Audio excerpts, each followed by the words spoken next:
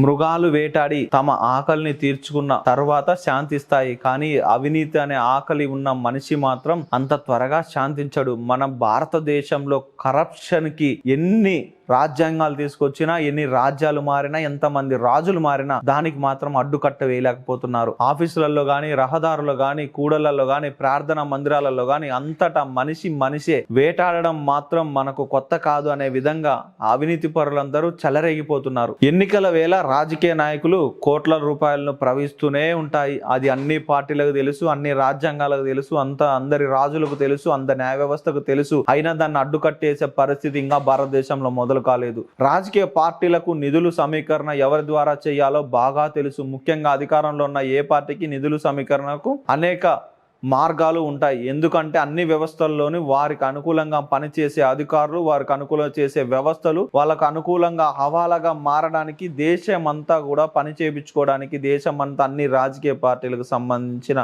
నేతలు సిద్ధమై ఉంటారు. పార్లమెంట్లో కీలకమైన ఓటింగ్ జరిగినప్పుడు ప్రజాప్రతినిధులను ప్రలోభపరచడానికి ఉదాంతాలు, నిండు సభలో నోట్ల కట్టలు రెపరెపలాడిన సంఘటనలు ఎన్నో మనం చూస్తూనే ఉంటాం నిత్యం. అప్పుడప్పుడు ఆదాయ పన్ను శాఖ, ఈడీ అధికారులు దాడులు చేస్తే కోట్ల రూపాయలు నోట్ల కట్టలు ఏ మంత్రియో, పిఏ ఇంటిలోనో, ఏ అధికారి నివాసంలోనో పట్టుకున్నట్లు వార్తలు వస్తాయి. కానీ ఇది కంటు తుడుపు మాత్రమే. ఎన్నో వార్తలు చూస్తూ ఉంటాం. సిఐడికి 100 కోట్లు అని, తిమింగలం అని చెప్పి, ఎంఆర్ఓలు 100 కోట్లు, విఆర్ఓలు 100 కోట్లు అని, లేకుంటే ఆస్తులని, బంగారు పల్లాలని ఎన్నో చూస్తుంటాం. కానీ ఏ రోజున కంట్రోల్ అయిందా అంటే ఎప్పటిలేదు. ఎప్పటికప్పుడు అవినీతి పరులంతా కూడా ఏకమవుతున్నారు. ఎప్పటికప్పుడు రాజకీయ పార్టీలు కూడా వాళ్ళతో కుమ్మక్కవుతున్నాయి. ఎప్పటికప్పుడు వాళ్ళని బయటపడేస్తూ ఉన్నారు. భారతదేశంలో అవినీతి 62% మంది భారతీయులు తమ పనుల కోసం ఎప్పుడో ఒకప్పుడు లంచాలు చెల్లించారనేది ఖచ్చితంగా లంచం ఇచ్చి పని చేయించుకుంటాడు. ముఖ్యంగా భారతదేశంలో 62% మంది అంటే ప్రతి 100 మందిలో 62 మంది ఖచ్చితంగా లంచం ఇస్తున్నారని ఒక ట్రాన్స్ఫర్స్ ఇంటర్నేషనల్ నివేదిక వెల్లడించింది. గత ఏడాది ఈ సంస్థ ప్రకటించిన నివేదిక ప్రకారం 180 దేశాలలో భారతదేశం అవినీతి 96వ ర్యాంకు సాధించింది. ఏదైనా భారతదేశ అభివృద్ధిలో ముందుండాలి, కానీ మనం వాటిల్లో కూడా ముందు వరుసలోకి వెళ్ళిపోతున్నాం. స్కూళ్ళ అడ్మిషన్ల దగ్గర నుండి ఒక చిన్న పిల్లవాడి అడ్మిషన్ కూడా అవినీతి చేయాలి, లంచం ఇవ్వాల్సిన పరిస్థితి. ఒక క్రీడాకారుడు ఆట ఆడాలంటే లంచం ఇవ్వాల్సిన పరిస్థితి.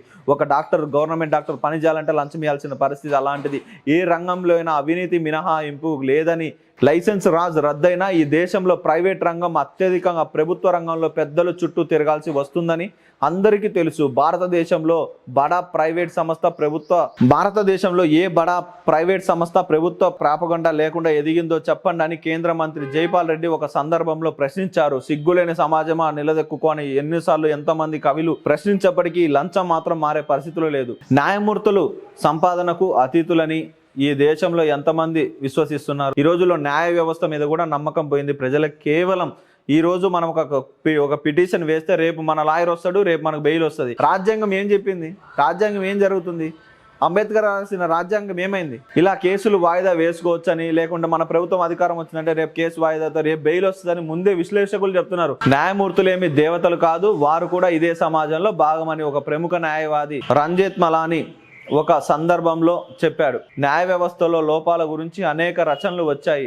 రవిశాస్త్రి న్యాయ వ్యవస్థలో కుళ్ళును బట్టబయలు చేశారు. కోర్టు అంటే ఏమిటో తెలుసా? అదొక పెద్ద అడవి. అడవిలోకి వచ్చిన వాడిదే పొరపాటు, కానీ అక్కడ మనది కాదు. అక్కడ హైనాలు వంటి పెద్ద పెద్ద జంతువులు ఉంటాయని, జాగ్రత్తగా ఉండకపోతే మననే తినేస్తాయని రవిశాస్త్రి రచించిన మాయా అనే కథలో న్యాయస్థానాల గురించి అభివర్ణించాడు. ఈ లోకంలో డబ్బు వ్యాపారం తప్ప ఇంకేటి ఏది లేదని ముత్యాలమ్మ అనే సారా అమ్ముకునే స్త్రీ ద్వారా ఆయన చేపిస్తారు. న్యాయమూర్తిలో ఎంత శాతం మంది అవినీతి పరులు ఉన్నారో అన్న విషయంపై చాలా కాలంగా చర్చ జరుగుతూనే ఉన్నది. సుప్రీంకోర్టు, హైకోర్టు న్యాయమూర్తులలో 50% మంది అవినీతి పరులని సుప్రీంకోర్టు న్యాయమూర్తిగా ఉన్న ఒక మార్కండేయ కట్టు కూడా ఒకప్పుడు వ్యాఖ్యానించారు. మార్కండేయ కట్టు కూడా యశ్వంత్ వర్మ మాదిరినే అలహాబాద్కు చెందిన హైకోర్టు న్యాయవాది. హైకోర్టులో తీవ్ర అవినీతికి పాల్పడుతున్న న్యాయమూర్తుల జాబితాను తాను అప్పటి సుప్రీంకోర్టు ప్రధాన న్యాయమూర్తి జస్టిస్ లహోటికి ఇచ్చానని, ఆయన ఏ చర్య తీసుకోలేదని కట్టు వెల్లడించారు. దయచేసి అలా చేయకండి. న్యాయ వ్యవస్థలో అవినీతి గురించి మనమే ప్రచారం చేస్తే రాజకీయ నాయకులు దాన్ని తమకు అనువుగా వాడుకుంటారని జాతీయ జ్యుడిషియల్ కమిషన్కు నియమిస్తారు అని జస్టిస్ లహోటి ఆయన్ను అభ్యర్థించారు. అవినీతి పరులైన ఆ న్యాయమూర్తులలో కొందరిని బదిలీ చేసి ఊరుకున్నారు. ఇప్పుడు జస్టిస్ యశ్వంత్ వర్మ నివాసంలో అదే జరిగింది. అసలు న్యాయ వ్యవస్థలో ఉన్న బలహీనతలను అధికారంలో ఉన్న వారు వాడుకుంది ఎప్పుడు?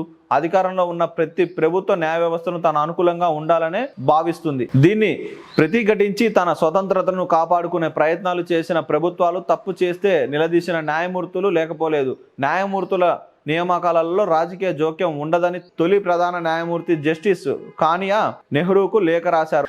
క్రమంగా బలహీనపడుతుందని అభిప్రాయం సర్వత్రా ఏర్పడుతుంది. ఢిల్లీ హైకోర్టు న్యాయమూర్తి నివాసంలో డబ్బులు దొరకడం గురించి అనేక కథనాలు వచ్చినప్పటికీ ఎక్కడ ఎఫ్ఐఆర్ నమోదు కాలేదు. అదంతా ఆయన ఊళ్ళో లేనప్పుడు జరిగిందని కుట్రని అత్యంత శక్తివంతమైన ఢిల్లీ హైకోర్టు కొలోజియంలో అలహాబాద్కు చెందిన న్యాయమూర్తుల పట్టు ఉన్నదని, దాన్ని సడలించేందుకే ఈ ఉదంతం జరిగిందని ఒక సీనియర్ న్యాయవాది చెప్పారు.